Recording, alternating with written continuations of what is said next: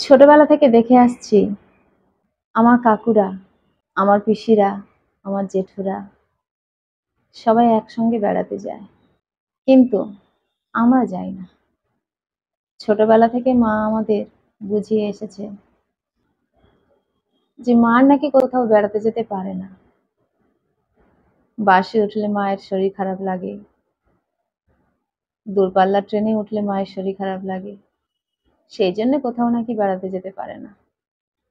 কিন্তু বড় হওয়ার পর আসল কারণটা বুঝতে পেরেছি। আমার বাবার রোজগার ছিল না ভালো। সেখানে আমার কাকুরা, পিসিরা, জেঠুরা সবাইয়ের অনেক টাকা, ভালো ভালো পদে চাকরি করে সবাই। আমার বাবা দুবেলা দুমুঠো ভাত আমাদের মুখে তুলে দিতে পারে না। সেখানে বেড়াতে যাওয়া তো কোন দূরের কথা। প্রতি বছর একবার করে ওরা সকলে বেড়াতে যেত। এগুলো আমাদের অবশ্য গা সওয়া হয়ে গেছে দেখে দেখে। এখন আর ওসব কিছু মনে হয় না। তবে এত বড় হয়ে যাওয়ার পরেও যখন কোথাও বেড়াতে যেতে পারি না, আমাদের চোখের সামনে থেকে যখন ওরা সবাই যায়, তখন মনের মধ্যে একটা কষ্ট হয়। এত দুর্ভাগ্য আমাদের যে এরকম গরিবের ঘরে জন্মেছি। একটু কোথাও যেতে পারি না, আনন্দ করতে পারি না। মা আমাদের দুই ভাই বোনকে বোঝাতো, তোর বাবা পারেনি তো কি হয়েছে, তোরা বড় হ, তোদের পিছনে তো ওই জন্য এত কষ্ট করছি, না খেয়ে তোদের মানুষ করছি, যাতে তোরা পড়াশোনা করিস ভালো করে।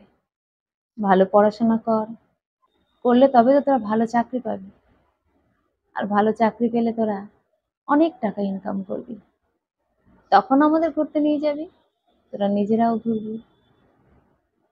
মা যখন আমাদের এই কথাগুলো বলে, খুব ভালো লাগে শুনতে। মনের মধ্যে যে কষ্টটা থাকতো, সেটা একটু হলেও দূরে চলে যেত। আশায় যেন বুক বাঁধতাম যে হ্যাঁ, মা তো ঠিকই বলেছে, আমরা যদি একটু ভালো করে পড়াশোনা করি তাহলে ভালো চাকরি করব, আর যখন ভালো চাকরি করব, অনেক টাকা ইনকাম করব, তখন অনেক জায়গা ঘুরতে যাব আমরা। আমার ভাইটা আমার থেকে ছোট, 3 বছরের। সে বলতো, মা আমি না পড়াশোনা করে অনেক বড় একটা চাকরি করব, তখন তোমাকে, বাবাকে, দিদিকে প্লেনে করে উড়িয়ে নিয়ে যাব ঘুরতে। মা বলতো, হ্যাঁ বাবা, সেই জন্যই তো তোদেরকে এত কষ্ট করে পড়াশোনা করাচ্ছি। ওরা যায় তো কি হয়েছে, ওদের যাওয়ার মতো ক্ষমতা আছে, তাই ওরা যাক। কখনো ওদের দেখে আফসোস করবে না, মনে হিংসে করবে না যে ওদের এত টাকা, সবসময় ঘুরতে যায়। মনের মধ্যে এই রকম চিন্তা ভাবনা আনবে না। সকলের উন্নতি দেখে নিজেকে আনন্দ করা উচিত, যে বাহ, ওরা পারছে, ওরা যেতে পারছে, যাক আমরাও একদিন যেন যেতে পারি। ঠাকুরের কাছে এরকম প্রার্থনা করবে, কখনো কাউকে দেখে আফসোস করবে না, হিংসে করবে না। মায়ের কাছ থেকে এই শিক্ষাটা আমরা পেয়েছিলাম। এখন বড় হয়ে ভাবি, সত্যি আমার মা কত না ভালো শিক্ষা আমাদের দিয়েছে, যার জন্য আমরা কখনো কারোর উন্নতি দেখে হিংসে করতে পারিনি। এটুকু বুঝেছি, হিংসে করলে কোনোদিনও কারো উন্নতি হয় না। তবে হ্যাঁ, ওই হিংসার কারণে অন্যের ক্ষতি করা যায়,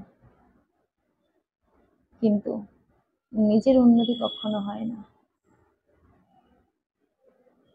মা বাবার শিক্ষাটাই হলো সব থেকে বড় শিক্ষা। যে মা বাবা ছেলে মেয়েদের সঠিক শিক্ষা দান করতে পারে, সেই ছেলে মেয়ে কখনো বিপথে যায় না, কখনো খারাপ কাজ করতে পারে না। কলমে ও কণ্ঠে, শোনো।